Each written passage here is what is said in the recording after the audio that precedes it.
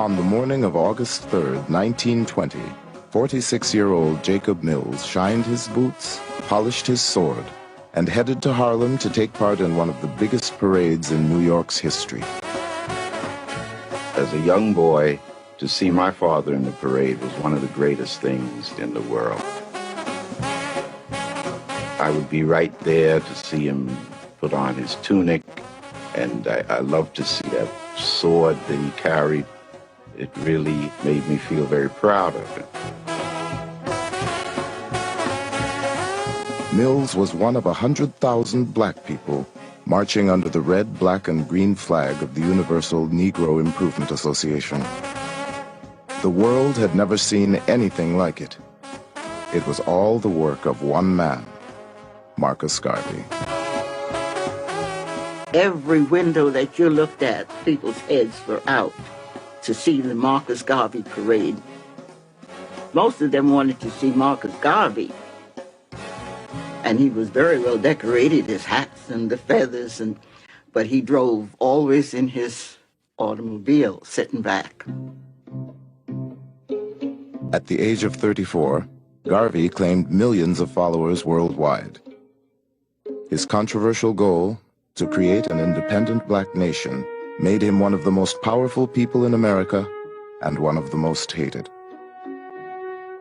The federal government targeted him as a threat to national security. Rival black leaders denounced him as a lunatic and a traitor to the race. But Garvey may have been his own worst enemy. He wasn't one to take advice from others kindly.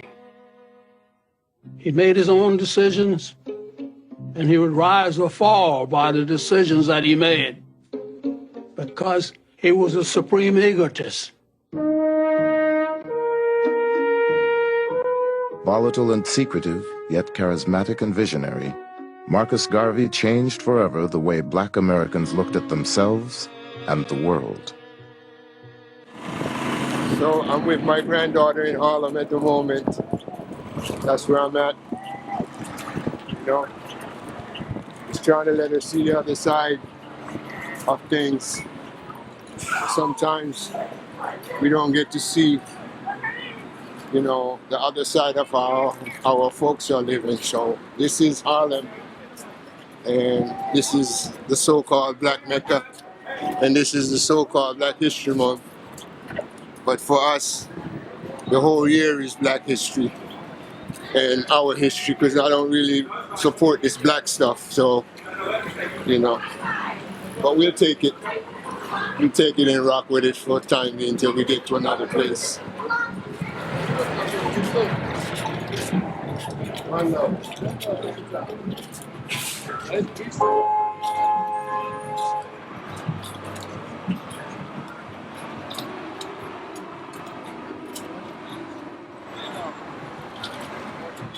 My father was committed totally to the struggle, and that's why he never seemed to relax. He never seemed to take a day off. He was always committed to the struggle.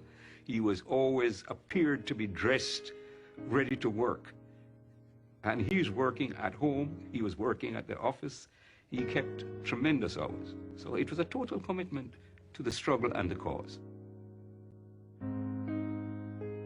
The UNIA was taking in thousands of dollars a day, but Garvey lived modestly on the 6th floor of a Harlem apartment building. He didn't drink or smoke, and preferred to eat the same food night after night. Garvey spent his few idle hours arranging and rearranging a collection of Egyptian vases and African ornaments, making his home into an orderly private world. Unless it was about UNIA business, Garvey rarely spoke to even his closest associates. I never saw him laugh. I never saw him laugh. At the office, he was serious when we went to visit him there, and at home, well, he was very kind.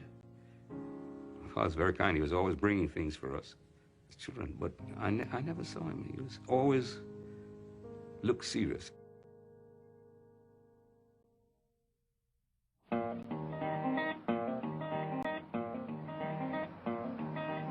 On August 1st, 1920, thousands of UNIA delegates from 25 countries assembled at Liberty Hall and Madison Square Garden. Garvey called it the International Convention of the Negro Peoples of the World. He hoped to move a step closer to his dream of a black nation in Africa, with himself at the helm. The whole convention is this extraordinary public event of pomp and ceremony and magnificence and grandiloquence. Garvey, he would now establish a stage, a world stage for his movement. And effectively what he gave the black world was a government in exile, a government in waiting.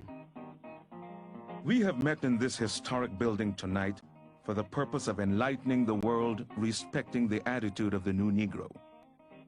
If you believe that the Negro should have a place in the sun, if you believe that Africa should be one vast empire controlled by the Negro, then arise and sing the national anthem of the Universal Negro Improvement Association.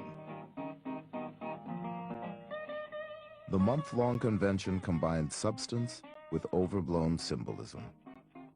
Garvey installed officials with outlandish titles like Supreme Potentate, Leader of the American Negroes, and Lady Commander of the Supreme Order of the Nile.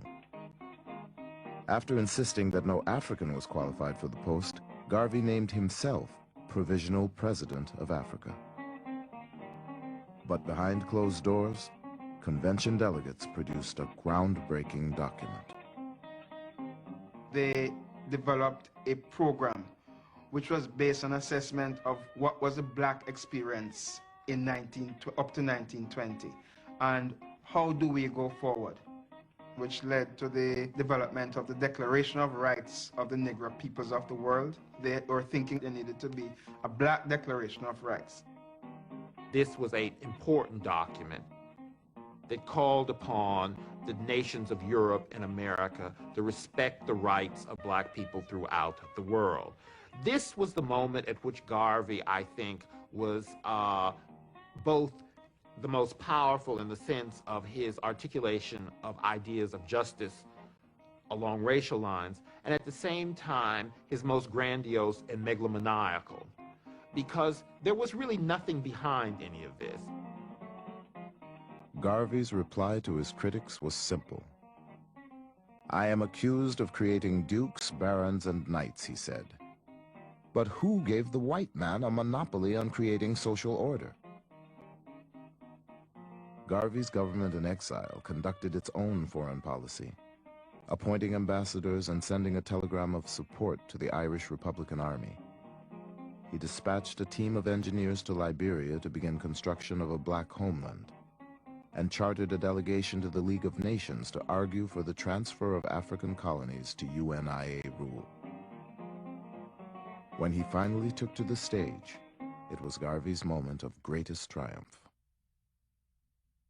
25,000 people, black people, packed Madison Square Garden, and Garvey delivers this magnificent speech in which he tells the Europeans to give Africa a wide berth because we are coming home.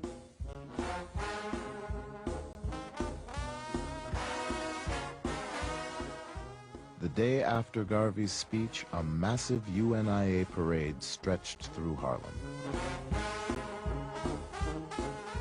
If you didn't live in Harlem, you tried to find someone that lived in a front apartment where you could get in the window and view everything. Everybody seemed to be out there to see the Garvey parade.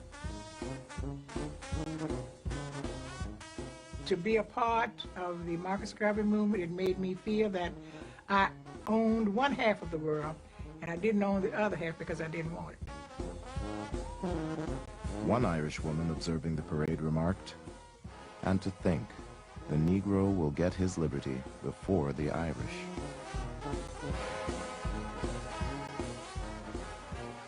And of course we were looking for my father, who would be in the group of officers marching proudly down the avenue with his sword at his side. It was an exciting thing to see.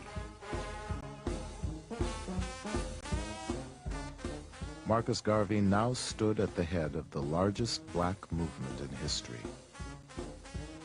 He claimed millions of followers around the world. But with the Black Star Line hemorrhaging money and his black critics and the U.S. government on the attack, Garvey's fast-rising star would soon begin to fall.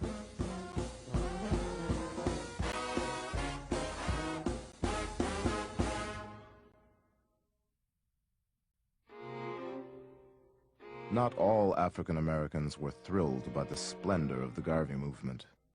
Many were embarrassed by the pompous spectacle of Garvey in cap and gown. A. Philip Randolph, who had introduced him to his first Harlem audience, said Garvey had succeeded in making the Negro the laughingstock of the world. W.B. Du Bois and A. Philip Randolph saw Garvey as a person who was engaged in a grand distraction. Garvey's emphasis on a program of African redemption, his pretensions to some kind of imperial posture as the provisional president of Africa, they thought of as either charlatanry or just pure buffoonery. Their complaints about him provide a legitimation for the government to move against Garvey. Because you can always say, you see, his own people don't even want him. And if they don't want him, then there must be something wrong. Encouraged by growing black opposition, the U.S. government stepped up surveillance of Garvey. 8 federal agencies were directed to report on his activities, and J. Edgar Hoover resolved to deal with Garvey once and for all. They placed spies in the UNIA. They sabotaged Black Star Line. The engines sometimes of the ships were actually damaged by foreign matter being thrown into the fuel and so on. And there was every effort made to destroy the movement. However, that wasn't the only thing that actually destroyed Garvey. There were internal problems to the movement as well as these external forces. Garvey's own crews took the Black Star Line to the brink of disaster. One captain steered his vessel off course to visit his wife. Another had a nervous breakdown and tried to sink his own ship. Enraged at the chaos on board one ship, Garvey got into a fistfight with the captain and fired half the crew. But when it came to mismanagement, he had only himself to blame. Garvey looked for people who would be personally loyal to him. I think this is the only way we can explain the mismanagement and incompetence of the Black Star steamship line. The first treasurer of that line was a railroad clerk who had no experience in bookkeeping. What was important here, I think, was not an intellectual competence, but a loyalty to this charismatic leader. As things spun out of control, Garvey confided in Herbert Boulin, the owner of the Berry and Ross Doll Company. To Garvey, Boulin was one of a few real friends. To J. Edgar Hoover, he was Agent P-138. He got closer to Garvey than anyone else working for the government. And Garvey was really isolated. Things weren't going well with the organization. The Black Star Line was losing money. And so remarkably, he confesses to this informant that he tried suicide, that he was thinking of suicide again. It shows the loneliness Garvey must have had at the top. You know, he couldn't reveal those sorts of things to the key people around him. By 1921, the Black Star Line was on the verge of bankruptcy. But Garvey mailed brochures to his supporters advertising stock in yet another ship. It would prove to be a major blunder. In the brochure is a picture of a ship which purports to have been the SS Phyllis Wheatley. was a ship that Garvey was negotiating for and did not own. And it seems that someone etched into the bow of the ship the words, the SS Phyllis Wheatley. In other words, it was a misrepresentation. It gave the impression that Garvey and the Black Star Line owned this ship, when in fact there was no such ship.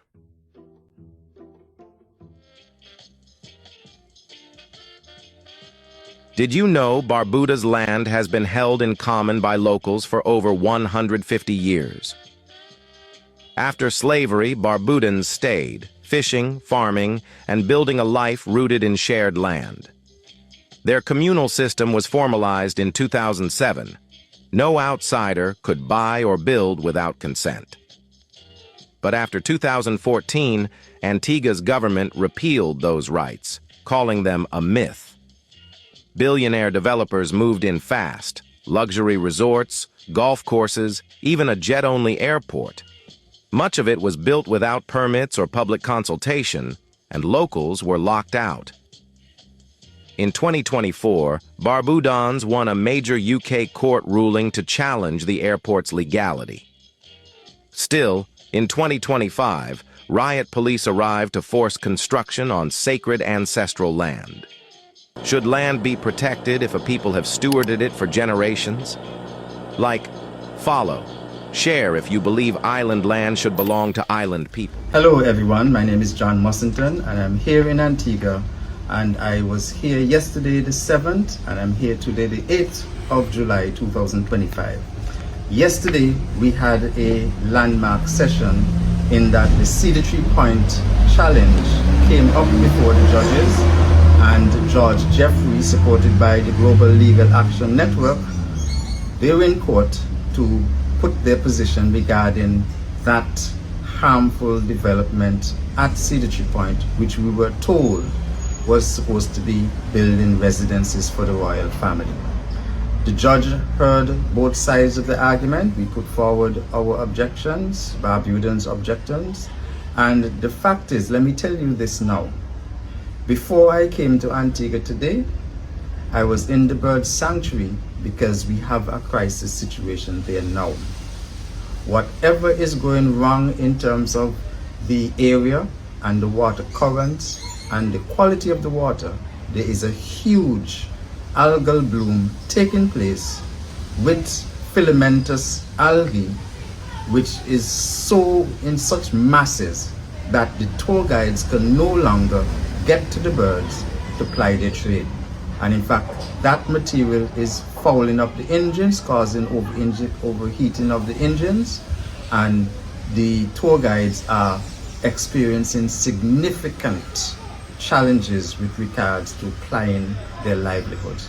So I'm saying that to say that was the main reason why we challenged this situation. You cannot come and build in a protected area, an area which is zoned for no built development, and to be putting down luxury residences, totally disregarding all rules and regulations and the Ramsar Convention on wetlands of international significance, and just expect to get away with it.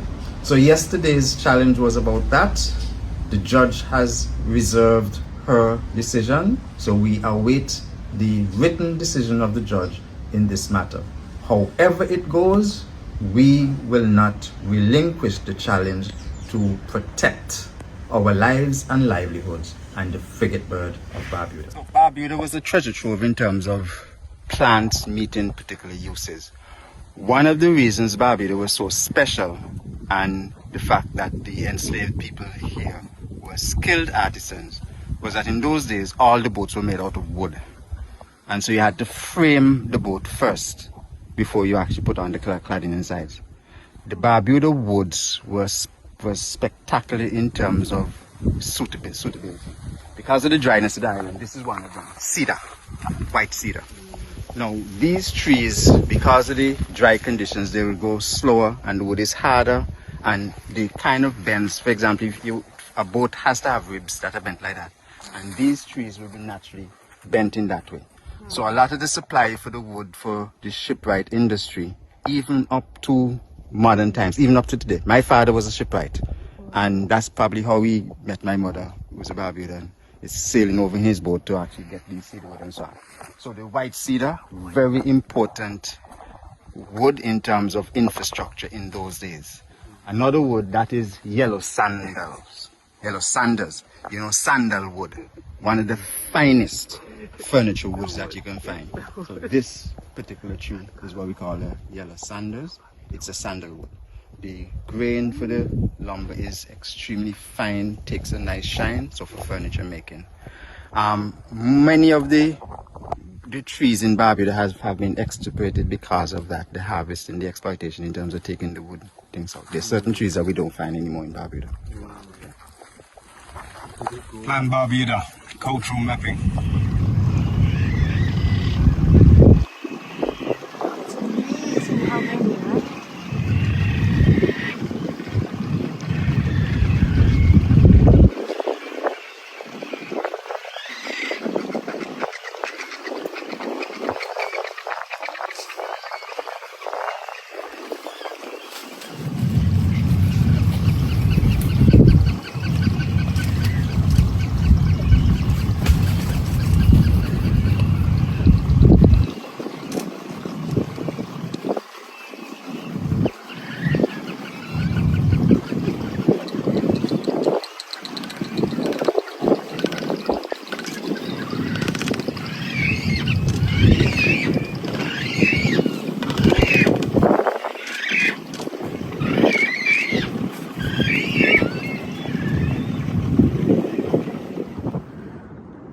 Barbuda. This is Plan Barbuda cultural mapping. This is the salt pond. It's early August. The salt is nearly ready to pick. This is a multi-million-dollar business, picking salt. This is Barbuda for Barbudans. This is the Plan Barbuda. Be in no doubt, multiple pallets of salt are sold every month. This should be for Barbudans. Take note. We're not making joke. We're taking over. Taking Barbuda back again.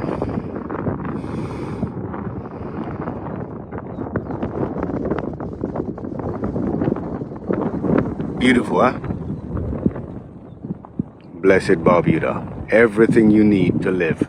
Everything you need to live.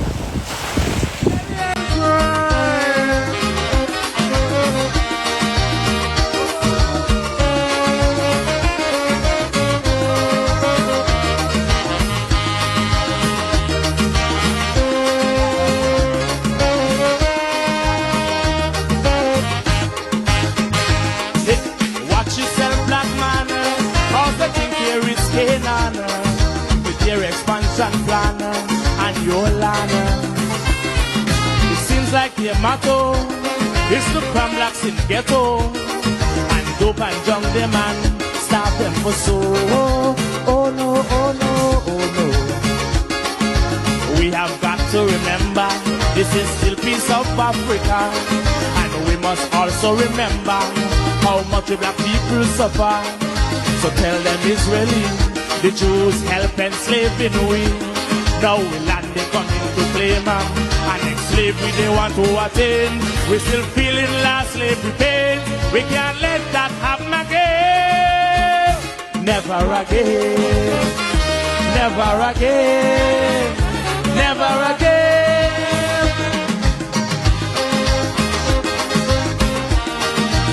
Oh Lord, oh my, while I hold my head and cry.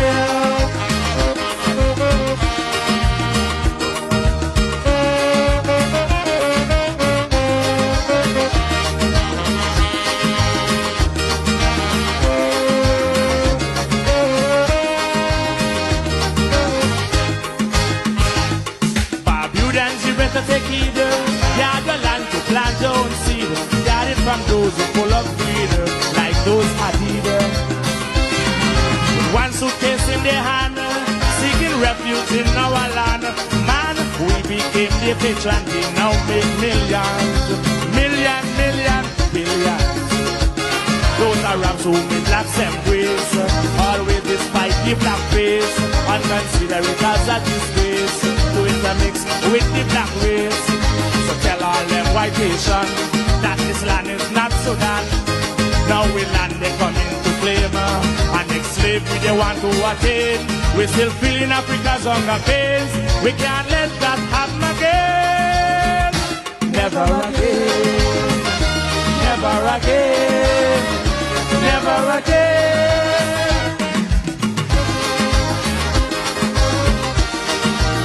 Oh Lord, oh my, while I hold my belly and cry.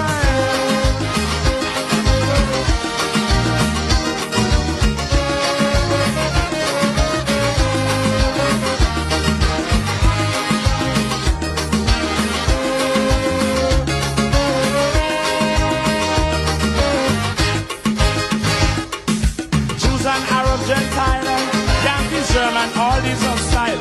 Mafias and Ku Klux stand in the fight, but black man were right. They're moving at such a rate. Chinese gobble of diamond estate. Look, if we apply for Christian Valley, hungry one Chinese. Robbery, robbery, RTP. That we wrestle from Moody's short. Leicester one divert to Rappaport. Let it heal, catch a fire. Cause with demon he conspire. So tell them son, all of them, this conspiracy got to end. Now we land, they come into claim. And if slavery they want to attain, we still feeling last slavery pain. We can't let that happen again. Never again, never again, never again. I want everybody in the audience to get up and join hands together while I sing the last verse.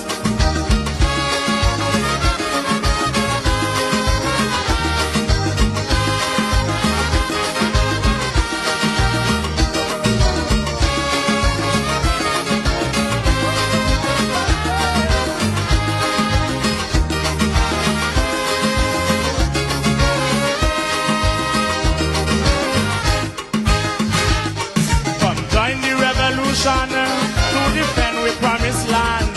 This is black man's promised land, a legacy for his children.